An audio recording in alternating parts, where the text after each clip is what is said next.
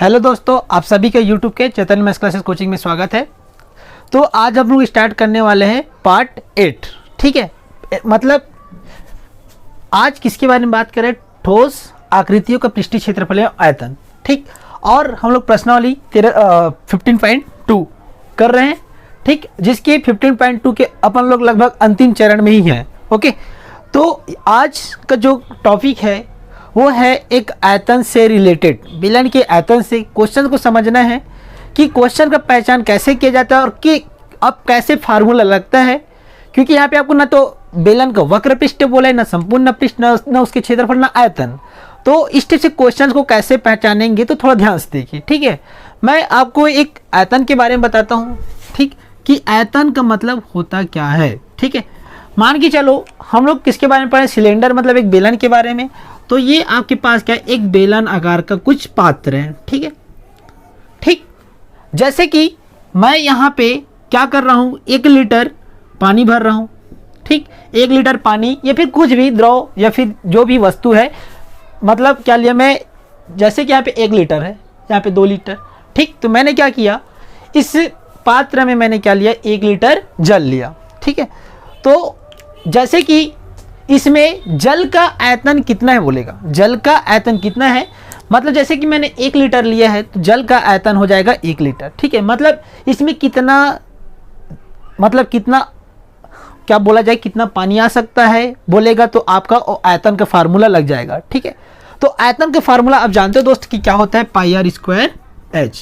ठीक है, पाई R square H होता है कि नहीं होता? होता है। ठीक है, तो ये क्वेश्चन कुछ एक वैसी ही है। ठीक है, तो देखिए, और यहां पे एक चीज लिख दे रहा हूं कि 1 लीटर में 1000 घन सेंटीमीटर होता है। होता है कि नहीं होता दोस्तों? होता है कि नहीं? होता है। ठीक है, तो याद रखना है 1 लीटर में कितना होता है, 1000 घन सेंटीमीटर। ठीक, तो चलो आइए इस क्वेश्चन को थोड़ा ध्यान से पढ़ते हैं कि क्या बोल रहा है। ठीक, तो एक पतले बेलनाकार टीन में, ठीक है, एक पतले बेलनाकार टीन में 1 लीटर पेंट आता है। ठीक है, 1 लीटर पेंट आता है।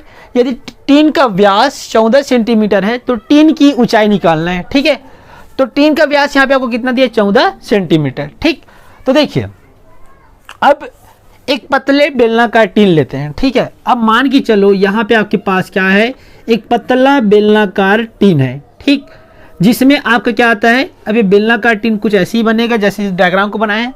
ठीक, अब इसमें क्या करते हैं, 1 लीटर कलर भर देते हैं। ठीक है, अब इसमें क्या है आपके पास, पेंट है। क्या है? 1 लीटर पेंट। ठीक, अब 1 लीटर में कितना घन सेंटीमीटर होता है, 1000 घन सेंटीमीटर। ठीक है, अब इसकी जो व्यास है, मतलब यहाँ से यहाँ तक कि जिसकी जो पात्र की जो बोला जाए, इसकी जो व्यास है कितना है, 14 सेंटीमीटर। ठीक है, मतलब इसकी जो चौड़ाई बोल सकते हैं, तो इस जो वृत्ताकार है वो कितना है, 14 सेंटीमीटर का है। क्लियर हो गया बात? ठीक है, तो आप इससे ये समझ सकते हो कि इस क्वेश्चन में आपको क्या दिया है कि 1 लीटर आयतन दिया है। ठीक है, और यहाँ पे आपको व्यास कितना दिया है, 14 सेंटीमीटर दिया है। ठीक, क्लियर हो गया? तो देखिए इस क्वेश्चन को अपन लोग कैसे बनाएंगे, तो ध्यान से देखिए। पहला लिखिए, यहाँ पे आपको दिया है, ठीक, दिया है। तो क्वेश्चन को पढ़िए, एक पतले बेलनाकार टीन में 1 लीटर पेंट आता है। ठीक है, एक पतले बेलनाकार में 1 लीटर क्या आता है, टीन आता है। तो मतलब मैं बोला ना कि एक टीन आ रहा है, तो सीधी बात है, मतलब एक क्या 1 लीटर आ रहा है बोल रहा है, तो सीधी बात है यहाँ पे आयतन का फार्मूला लग जाएगा। ठीक है, तो यहाँ पे लिखना बेलन का आयतन बराबर, यहाँ पे आपको कितना दिया है, 1 लीटर दिया है। दिया कि नहीं दिया है दोस्तों? दिया है। ठीक है, अब 1 लीटर दिया है ना। ओके, अब देखिए हम जानते हैं कि बेलन के आयतन का फार्मूला मैं आपको बताया क्या होता है, पाई आर स्क्वायर एच। ठीक है, अब देखिए दोस्तों यहाँ पे क्या है आपके पास, 1 लीटर का 1 लीटर लिख दो। ठीक है, क्लियर हो गया? अब क्या मैं 1 लीटर के प्लेस में 1000 घन सेंटीमीटर लिख सकता हूँ? हाँ जी, बिल्कुल लिख सकता हूँ। क्यों लिखूंगा, पहली बात बता देता हूँ।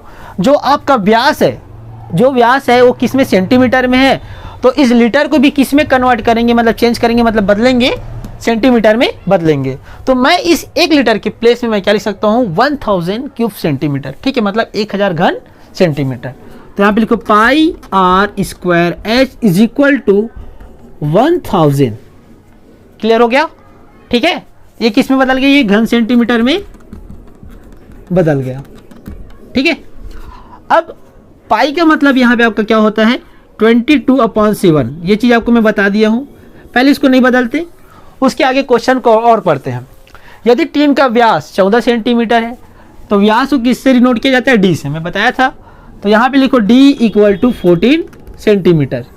लेकिन हमें आर का वैल्यू चाहिए, तो आर इक्वल टू मैं बताया था क्या लेते हैं, d/2 लेते हैं। क्लियर हो गया? हुआ कि नहीं? हो गया होगा। ठीक, तो देखिए, तो d equal to 14 centimetre and r equal to d/2। ठीक, तो देखिए r इक्वल d का वैल्यू आपके पास कितना है 14 है, तो क्या मैं इस d के प्लेस में क्या 14 रख सकता हूँ, 14/2। कितना बार में कट जाएगा, ये 7 बार में कट जाएगा। तो यहाँ पे r का वैल्यू कितना मिला 7 सेंटीमीटर। ठीक है, और इसको दे दो समीकरण 1। समझ में आ गया?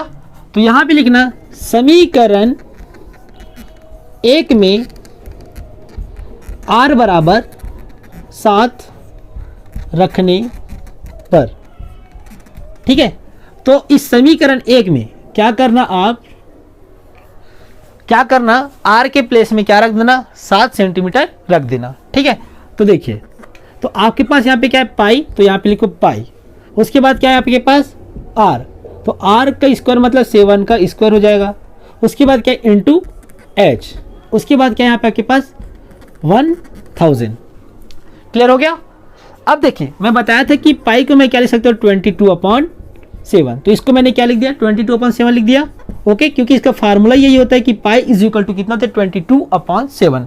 ठीक है, 7 की स्क्वायर मतलब 7 इंटू 7, 2 टाइम है, तो अगर यहाँ पे 3 टाइम होता तो मैं 3 टाइम क्या लिखता 7 लिखता।